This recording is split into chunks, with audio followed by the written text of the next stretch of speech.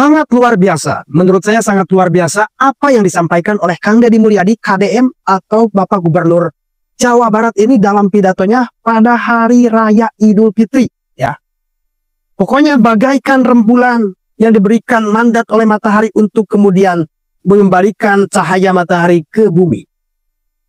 Dianjurkan kepada semua pemerintahan baik di desa-desa, kecamatan, kabupaten, bahkan seluruh Indonesia untuk memiliki rasa empati. Dari hasil puasa kalian, hari raya ini adalah hari kemenangan. Menang melawan hawa nafsu. Menang melawan keinginan bagi pejabat untuk melipat uang rakyat ke saku kalian. Memiliki rasa empati supaya tidak ada satu rakyat pun yang dibiarkan lapar. Pokoknya kalian jangan skip-skip video pidato yang disampaikan oleh Kang Deddy Mulyadi. Ini jarang terjadi. Apa yang dilakukan oleh pejabat publik. Pidato tanpa teks. Gak melihat teks kecil apapun ya. Gak melihat teks. Nah jadi, apa yang dikatakan dalam pidato Kang Deddy Mulyadi luar biasa. Itu adalah substansi daripada zakat, substansi daripada Islam rahmatan lil alamin, substansi daripada Islam diutami makarimal akhlak. Dan sekali lagi saya ingatkan bahwa siapapun yang mengatakan Kang Deddy Mulyadi musyrik, yang pernah mengatakan Kang Deddy Mulyadi kafir, orang tersebut saya katakan dia sendiri orang yang kafir. Jelas dalam sebuah hadis dikatakan man kafara akhahu mu'minan fahuwa kafirun.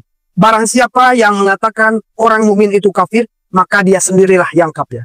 Bahkan hadis ini yang sahih seringkali dinukil dikutip oleh Presiden Gus Dur yang selalu melawan kelompok-kelompok radikal ketika pemerintahan ingin membersihkan pejabat-pejabat yang korek. Ketika pemerintahannya bagus ingin membersihkan pejabat-pejabat yang nakal. Selalu ada aja kelompok-kelompok. Pokoknya coba dengarkan sampai selesai apa yang dikatakan oleh Kang Deddy Mulyadi. Saya sampai meneteskan air mata. Tadi saya benar-benar nangis ya. Mendengarkan apa yang dikatakan oleh Kang Deddy Mulyadi dalam pidatonya pada Hari Raya Idul Fitri. Ya. Supaya tidak salah memahami dalam hal ini, maka langsung saja kita lihat pada video lengkap berikut ini. Check it out. Assalamualaikum warahmatullahi wabarakatuh. Alhamdulillah wa syukurillah wa nikmatillah. La haula wa la quwata illa billah. Allahumma sholli ala Sayyidina Muhammad wa ala ali Sayyidina Muhammad. Hadirin sidang Idul Fitri yang berbahagia, baik yang ada di halaman Gedung Sate Provinsi Jawa Barat yang disebutnya Gazebo, maupun di seluruh Provinsi Jawa Barat yang terhampar di masjid-masjid, di tajuk-tajuk, di musola-musola, di halaman-halaman kantor alun-alun kabupaten kota, di halaman kantor alun-alun kecamatan, dan di halaman kantor alun-alun desa dan kelurahan di seluruh Provinsi Jawa Barat. Pada hari ini kita bersama-sama akan bersujud dan bersimpuh dari hadirat Allah Subhanahu wa Ta'ala untuk menyempurnakan rangkaian perjalanan ritual dan spiritual kita, bahwa kita adalah makhluk yang berkesadaran sebagai manusia yang memiliki hubungan emosional dan spiritual dengan Allah, berkesadaran sebagai manusia yang memiliki hubungan dan emosional dengan alam sebagai rangkaian keperciptaannya, dan kesadaran kita yang memiliki hubungan emosional dan spiritual dengan seluruh lapisan tetangga, sahabat, saudara, handai tolan, orang tua dan keluarga.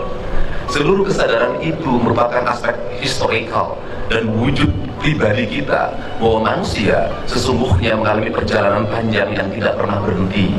Dalam kata orang Sunda, baik alam bihari, alam kiwari, dan alam poisu. Alam bihari, para kiai menyebutnya alam roh. Alam kiwari adalah alam dunia, dan alam poisu adalah alam akhir. Seluruh rangkaian itu merupakan circle yang tidak pernah berhenti.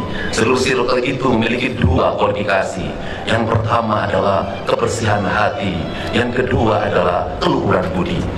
Kebersihan hati adalah, dalam kaidah orang Sunda menyebutnya celik putih, celak herang, canggulan, obat belas, jalan gede, sesapuan, adalah kebersihan jiwa. Karena jiwa yang bersihlah yang akan mampu memiliki empati pada sama hidup. Maka tugas pemimpin sebagai Gubernur Jawa Barat hari ini adalah bagaimana membangun rasa empati antara pemimpin dengan rakyatnya, bukan dengan ucapan, tetapi dengan tindakan. Maka empati itu harus dilakukan dengan melakukan tindakan-tindakan yang nyata dan terukur, dengan memiliki tanggung jawab pada 8 asnaf yang terus-menerus dalam setiap tahun kita santuni melalui zakat, infak, dan sedekah. Tetapi di balik itu, seluruh aparatur negara harus memiliki kesadaran yang kolektif bahwa kita semua adalah para pemegang kebijakan yang di dalamnya memiliki kewajiban untuk memberikan rasa aman, memberikan rasa bahagia, memberikan rasa sejahtera, bahkan mengangkat derajat mereka dalam tahapan dan tingkatan hidup yang sama, yaitu 8 asnaf. 8 asnaf dalam kaidah Islam dilakukan pada zaman Rasulullah SAW. Pada saat itu masyarakat hanya diwajibkan membayar zakat, tidak diwajibkan membayar pajak. Sedangkan kita pada hari ini, para penyelenggara negara, baik eksekutif maupun legislatif, memegang kapasitas melakukan pengelolaan terhadap anggaran belanja dan pembangunan negara atau APBN, APBD, anggaran belanja dan pembangunan daerah Provinsi Jawa Barat. Yang paling mendasar adalah bagaimana anggaran itu terdistribusi untuk mewujudkan rasa adil pada 8 asnaf itu.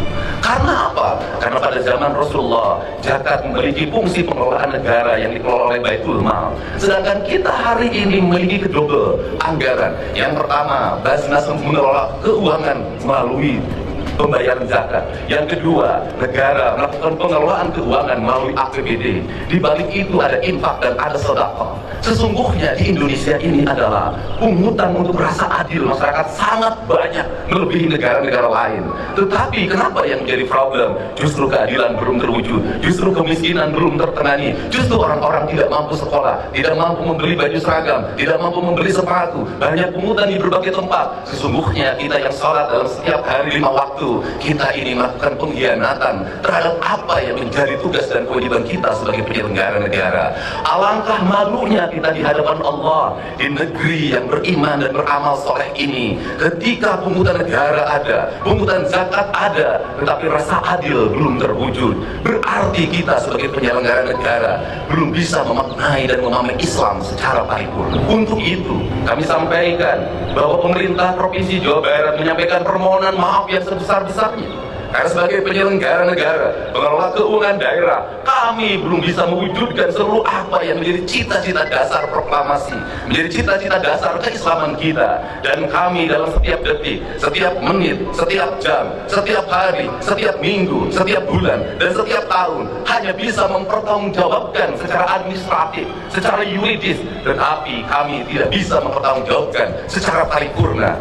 Kaidah Islam mengajarkan tidak dibedakan antara dunia dan akhirat. Dunia dan akhirat itu satu kesatuan.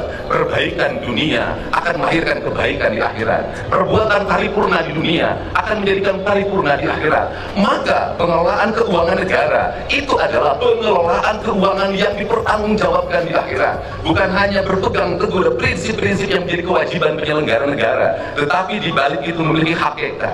Sesungguhnya pemangkasan anggaran, belanja rutin pegawai diturunkan, kemudian diarahkan 70% belanja untuk kemakmuran rakyat. Itu adalah bagian dalam memahami ajaran Islam secara esensial. Kalau di dalam kaidah pengelolaan zakat, jangan sampai biaya abilin lebih besar dibanding biaya untuk 8 asnaf.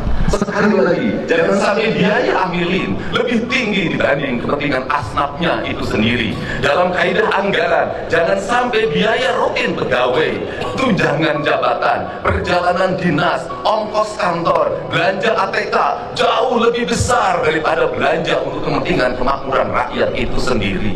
Maka perspektif Provinsi Jawa Barat hari ini merubah mindset itu. Tugas pengelolaan anggaran adalah tugas-tugas Islam, tugas-tugas kemuliaan, tugas-tugas kemanusiaan. Maka kegagalan seorang gubernur adalah masih ada orang yang menjadi pengemis di perempatan jalan, masih ada anak-anak yatim yang tidak sekolah, masih ada orang-orang miskin yang rumahnya roboh, masih ada orang yang kebanjiran tapi tidak tertangani dengan baik, masih ada orang yang bunuh diri karena terikat bank emo, bank keliling, pinjol. Itu adalah kegagalan seorang pemimpin. Untuk itu, pada kesempatan hari ini, saya mengajak pada seluruh penyelenggara negara di Provinsi Jawa Barat, para bupati, wali kota, para kepala desa, kepala kelurahan, mari kita bersama-sama memiliki kesadaran. Keislaman kita bukan dinilai dari umroh kita yang dilaksanakan setiap tahun. Keislaman kita bukan dinilai dari gamis yang kita pakai. Keislaman kita bukan dinilai dari peci hitam dan putih yang kita kenakan, dari sajarah yang kita hamparkan. Keislaman seorang pemimpin dinilai dari senyum rakyat dalam setiap waktu, sekolah tidak mesti ngantri. Senyum rakyat dalam setiap waktu, makannya tepat dan bergizi. Senyum rakyat dalam setiap waktu, jalannya halus. Senyum rakyat dalam setiap waktu, pupuk tidak sangat mudah didapatkan. Senyum rakyat dalam setiap waktu, ketika sakit di rumah sakit, negara tampil dan hadir untuk mengobatinya. Dokter dan para medis tanpa membedakan kaya dan miskin datang dengan penuh senyumannya. Senyum rakyat dalam setiap waktu, ketika seorang yang melahirkan penuh dengan kenyamanan, bayi yang lahir dilayani oleh para medis dengan senyuman. Maka adalah kehinaan bagi seorang pemimpin apabila di Jawa Barat masih ada orang yang meninggal, mayatnya tak bisa pulang, ditahan di rumah sakit karena belum bisa bayar atau BPJS yang nunggak. Bayinya ditahan di rumah sakit karena belum bisa bayar atau BPJS yang nunggak. Anak-anak tidak bisa sekolah, orang-orang miskin makan hanya dengan garam, rumah roboh atau bocor, sedangkan negara abai dalam fasilitas yang digunakan hanya untuk kepentingan pribadi, keluarga dan golongannya. Untuk itu, marilah kita jadikan kesadaran 1 Syawal 1446 Hijriah ini adalah sebuah kesadaran kolektif, kesadaran ritual dan spiritual kita sudah sangat tinggi. Pejabat umroh ngantri, orang-orang kaya umroh ngantri, masjid-masjid Jumat penuh, mimbar-mimbar penuh, ceramah-ceramah dalam setiap waktu. Itu baik, tetapi lebih baik secara substansial adalah dana-dana yang kita miliki digunakan untuk menangani orang-orang fakir, orang-orang miskin, kaum mustadafin, kaum du'afa, orang-orang fafa, orang-orang yang merintih dalam setiap waktu meminta pertolongan tapi abai orang untuk menolongnya. Kesadaran itulah yang diperlukan oleh negeri hari ini. Maka jihad kita para pemimpin hari ini adalah jihad menahan hawa nafsu kita untuk menyerap anggaran untuk kepentingan kita. Kemudian kita mengorbankan diri kita, emosi kita, keinginan kita untuk membelanjakannya untuk kepentingan masyarakat yang lebih luas, agar kita kembali pada kesadaran Undang-Undang Dasar 1945, agar kita kembali pada kesadaran keislaman kita. Maka terakhir, ada di sebelah kanan kita ada bangunan yang dibangun dengan angka 60 juta golden, dengan tingkatan 6 ke atas dalam bentuk tusuk sate, dilakukan oleh pemerintah kolonial Belanda, oleh POC yang hidupnya hanya dari perkebunan teh, perkebunan karet, perkebunan gina. Mereka mampu membangun jalan-jalan yang berkualitas, mereka mampu membangun bangunan-bangunan yang berkualitas yang masih digunakan oleh kita hari ini. Mereka mampu membangun bendungan-bendungan yang berkualitas.